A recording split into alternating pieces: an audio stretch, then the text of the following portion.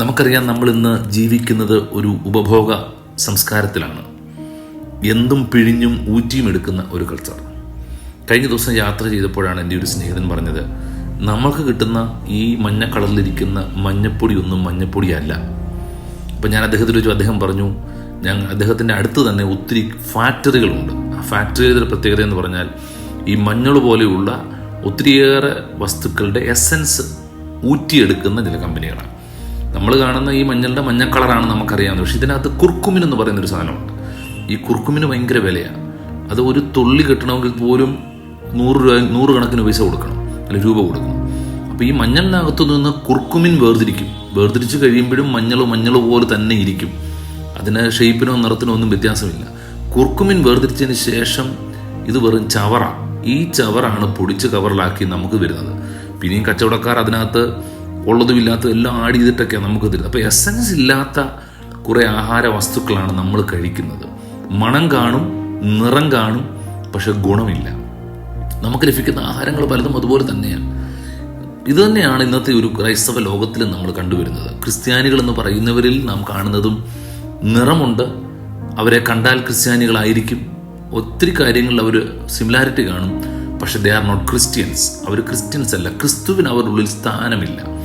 Essence നഷ്ടപ്പെട്ടിരിക്കുക. ഒരു ചണ്ടിക്കൂമ്പാരമായി മാറിയിരിക്കുന്നു. റോഡരികിലൊക്കെ ഇങ്ങനെ കരിമ്പിൻ്റെ ജ്യൂസ് എടുത്ത് ചണ്ടി തള്ളിക്കളയുന്നത് പോലെ ആളുകൾ വെറും എസൻസ് ഇല്ലാത്തവരായി മാറിക്കഴിഞ്ഞിരിക്കുക. അത് ഇന്നത്തെ ഒരു കാലത്തിൻ്റെ ചിത്രമാണ്. അതുകൊണ്ടാണ് ഒരു മഹാനായ വ്യക്തി പറഞ്ഞത്, ക്രിസ്ത്യാനികൾ ബൈബിൾ വായിക്കുന്നു, മറ്റുള്ളവർ ക്രിസ്ത്യാനികളെ വായിക്കുന്നു. അപ്പോൾ ദൈവവചനം വായിക്കുന്നു, ബൈബിൾ മനസ്സിലാക്കുന്നു എന്ന് പറയുന്ന നമ്മെ വായിക്കുന്ന ആളുകൾ നമ്മുടെ ചുറ്റുമുണ്ട് എന്നൊരു ബോധ്യമാണ് നമുക്കുണ്ടാകേണ്ടത്. അപ്പം നാം പലപ്പോഴും വായിക്കുകയും നമ്മുടെ ജീവിതവും നാം അനുസരിക്കുകയൊക്കെ ചെയ്യുന്നത് നാം യഥാർത്ഥത്തിൽ വേണ്ടുന്ന പോലെ അല്ല എന്നുള്ളതാണ് അതിനകത്തെ സത്യം. അതുകൊണ്ട് തന്നെ നമുക്കൊന്നുകൂടെ ഒന്ന് തിരിഞ്ഞ് ചിന്തിക്കാൻ ദൈവം നമുക്ക് സമയം തരട്ടെ.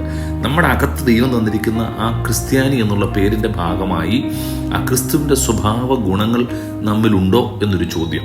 ആത്മാവിൻ്റെ ഫലങ്ങളായിരിക്കുന്ന സ്നേഹവും സന്തോഷവും സമാധാനവും ദീർഘക്ഷമയെക്കുറിച്ച് ഒത്തിരി പറയണം. ക്ഷമിക്കാറുണ്ടോ? ക്ഷമിച്ചാലും മറക്കാറുണ്ടോ? അപ്പം നമ്മൾ പറയത്തില്ല ഞാൻ ക്ഷമിക്കും പക്ഷേ മറക്കത്തില്ല. അപ്പം ഇങ്ങനെയുള്ള ഗുണഗണങ്ങൾ നമ്മിലുണ്ടോ എന്നൊരു ചോദ്യം. ചിലരെ സംബന്ധിച്ച് ആത്മീക വരങ്ങൾക്ക് അവർ പ്രാധാന്യം കൊടുക്കുന്നത് പ്രവചനം പോലെ അല്ലെങ്കിൽ അന്യഭാഷ ഭാഷണം പോലുള്ള ഒത്തിരി കാര്യങ്ങൾക്ക് പ്രാധാന്യം കൊടുക്കുന്നവരുണ്ട്. എന്നാൽ എൻ്റെ ഒരു കാഴ്ചപ്പാടിൽ പ്രാധാന്യം എന്ന് പറയുന്നത് ഈ ആത്മാവിൻ്റെ ഫലത്തിനാണ്. ഫലമില്ലെങ്കിൽ മറ്റെന്തുണ്ടായിട്ടും കാര്യമില്ല. അതുകൊണ്ട് തന്നെയാണല്ലോ കൊരിന്ത്യർ ലേഖനം 13 അധ്യായത്തിലേക്ക് വരുമ്പോൾ പൗലോസ് അപ്പോസ്തലൻ പറയുന്നത്, സ്നേഹമില്ലെങ്കിൽ ഏതുമില്ല. പ്രവചനപരം ഉണ്ടായിട്ടും മലകളെ നീക്കുവാനൊക്കെ വിശ്വാസം ഉണ്ടായാലും സ്നേഹമില്ലെങ്കിൽ ഒന്നുമില്ല. കുടുംബത്തിലും സ്നേഹമാണ് ഉണ്ടാകേണ്ടത്. ആത്മീക ശുശ്രൂഷകളിലും സഭയിലും സ്നേഹമാണ് ഉണ്ടാകേണ്ടത്. നമ്മുടെ ചുറ്റുപാടിലും നമ്മുടെ അയൽക്കാരോടും നമുക്ക് സ്നേഹമാണ് ഉണ്ടാകേണ്ടത്. ഈ സ്നേഹമില്ലെങ്കിൽ പിന്നെ യാതൊരു പ്രയോജനമില്ല. അപ്പോൾ സ്നേഹമാണ് സകലത്തെയും മറക്കാൻ ഇടയാക്കുന്നത്. അതുകൊണ്ട് തന്നെ കർത്താവ് പഠിപ്പിച്ച ഏറ്റവും പ്രധാനപ്പെട്ട സ്വഭാവ ഗുണം സ്നേഹം. അത് നമ്മിലുണ്ടോ എന്നൊരു ചോദ്യം നമുക്ക് ചോദിക്കാം. സ്നേഹമുണ്ടെങ്കിൽ നമ്മൾ ക്ഷമിക്കും. ഭാര്യയുടെ തെറ്റും ഭർത്താവിൻ്റെ തെറ്റും കുഞ്ഞുങ്ങളുടെ തെറ്റും നമ്മുടെ സഭയിലെ സുവിശേഷകൻ്റെ അല്ലെങ്കിൽ പുരോഹിതനോ അച്ഛനോ പറഞ്ഞ വാക്കോ ചെയ്ത തെറ്റോ ഒക്കെ നമ്മൾ ക്ഷമിക്കും. ഇത് ക്ഷമിക്കാൻ കഴിയാത്തത് ആത്മാവിൻ്റെ ഫലത്തിൻ്റെ ആദ്യഘട്ടമായ സ്നേഹം നമ്മളില്ലാതെ പോകുന്നു. ആ എസൻസ് നഷ്ടപ്പെട്ടിരിക്കുന്നു. കർത്താവ് പറഞ്ഞ ഏറ്റവും പ്രധാനപ്പെട്ട കാര്യം അയൽക്കാരനെ സ്നേഹിക്കണം, ദൈവത്തെ സ്നേഹിക്കണം. ഇത് രണ്ടും മാത്രമാണ് പ്രധാനപ്പെട്ട കാര്യം. ഇതിന് രണ്ടും കഴിയുന്നില്ലെങ്കിൽ ബാക്കിയെല്ലാം വ്യർത്ഥമായി പോവുകയാണ്. അതുകൊണ്ട് തന്നെ നമുക്കൊന്ന് ചിന്തിക്കാൻ, കർത്താവേ, എൻ്റെ ഉള്ളിൽ ക്ഷമിക്കാൻ കഴിയാത്ത, മറ്റുള്ളവരെ സ്നേഹിക്കാൻ കഴിയാത്ത, മറ്റുള്ളവരോട് അസൂയപ്പെടുന്ന, മറ്റുള്ളവർ വെറുപ്പ് ഉണ്ടാക്കുന്ന ഇടപാടുകളും സംസാരങ്ങളും എൻ്റെ വായിൽ നിന്ന് വരുന്നുണ്ടോ? എൻ്റെ ഇടപാടിൽ നിന്ന് വരുന്നുണ്ടോ? ഉണ്ടെങ്കിൽ എന്നെ കർത്താവേ ഒന്ന് ശുദ്ധീകരിക്കണമേ. യഥാർത്ഥത്തിൽ ക്രിസ്തുവുള്ള വിശ്വാസികളായി തീരാൻ എന്നെ ഒന്ന് സഹായിക്കണമേ എന്നുള്ള ആത്മാർത്ഥമായ പ്രാർത്ഥനയും ആഗ്രഹവും ഉണ്ടാകണം. പൗലോസിൻ്റെ ഭാഷയിൽ ക്രിസ്തുവിനെ ധരിച്ചവരായി നമുക്ക് പോകാം. വചനത്തിൽ വേരൂന്നിയവരായി നമുക്ക് നിലനിൽക്കാം. അവിടെയാണ് കർത്താവ് പ്രസാദിക്കുന്നത്. അതുകൊണ്ട് തന്നെ കർത്താവെ, അങ്ങയുടെ ഇഷ്ടം ചെയ്യുവാൻ, അങ്ങയെ സ്നേഹിക്കുവാൻ, ഞങ്ങളുടെ സഹജീവികളെ സ്നേഹിക്കാൻ, ഞങ്ങളുടെ സ്നേഹിതരെ സ്നേഹിപ്പാൻ, അയൽക്കാരെ സ്നേഹിപ്പാൻ ഞങ്ങളെ സഹായിക്കണമേ എന്ന് ആത്മാർത്ഥമായി പ്രാർത്ഥിക്കാൻ ദൈവം നമ്മെ സഹായിക്കട്ടെ.